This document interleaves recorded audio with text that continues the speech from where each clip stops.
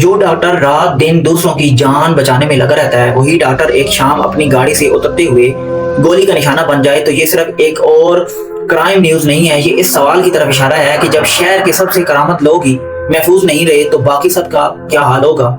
کراچی کے علاقے کلفٹن 3 تلوار کے قریب 28 سالہ ڈاکٹر آکاش کو ایک ڈکیتی کے دوران گولی لگی اور وہ زندگی کی بازی ہار گئے۔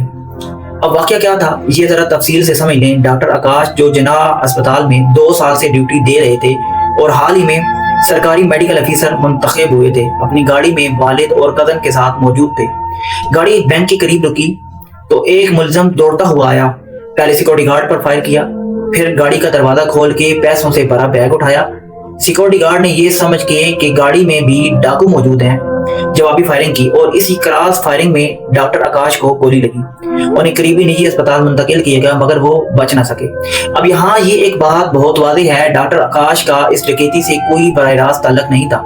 وہ اپنی گاڑی میں بیٹھے تھے اپنے خاندان کے ساتھ۔ ان کا واحد قصور یہ تھا کہ وہ اس وقت اس جگہ پہ موجود تھے اور یہی وہ چیز ہے جو اس واقعے کو باقی جرائم کی خبروں سے الگ کر دیتی ہے۔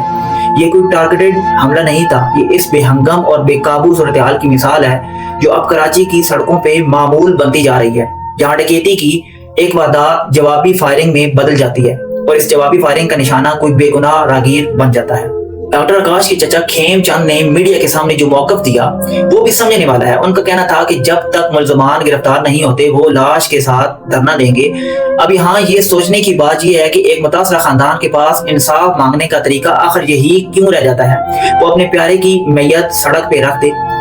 یہ کوئی انوکھا منظر نہیں، ہم نے یہ منظر پہلے بھی کئی بار دیکھا ہے مختلف خاندانوں کے ساتھ مختلف واقعات میں، اور جب یہ منظر بار بار دہرایا جاتا ہے تو اس کا مطلب یہ ہے کہ نظام میں کہیں نہ کہیں یہ یقین ختم ہو چکا ہے کہ قانونی راستے سے انصاف مل جائے گا۔ اب ذرا اس واقعے کو بڑی تصویر میں رکھ کے دیکھیں۔ ڈاکٹر آکاش کوئی پہلا میڈیکل پروفیشنل نہیں جو کراچی کی سڑکوں پہ جرائم کا نشانہ بنا ہو۔ ڈاکٹرز جو اسپتالوں کے اندر مریضوں کی جان بچانے میں مصروف رہتے ہیں، اسپتال سے باہر نکلتے ہی اسی غیر یقینی صورتحال کا حصہ بن جاتے ہیں جس کا سامنا ایک عام شہری کو ہوتا ہے، اور یہی تعداد سب سے زیادہ تکلیف دہ ہے۔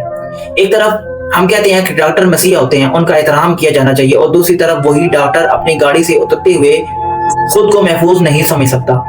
میڈیکل کمیونٹی میں اسی وجہ سے شدید غم غصہ پایا جاتا ہے اور یہ رد عمل بجا بھی ہے۔ اب سوال یہ ہے کہ اس طرح کے واقعات کیوں بار بار ہوتے ہیں؟ اس کی ایک وجہ یہ ہے کہ سیکورٹی گارڈز اور نجی محافظ اکثر ایسے حالات میں فیصلہ کرنے کی تربیت نہیں رکھتے کہ کب فائرنگ کرنی ہے اور کب نہیں۔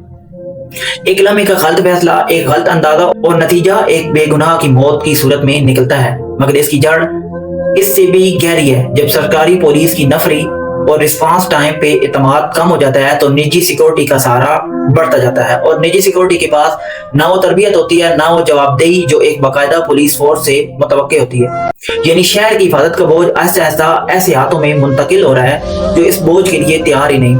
اور یہاں یہ ایک اور پہلو بھی دیکھنے والا ہے۔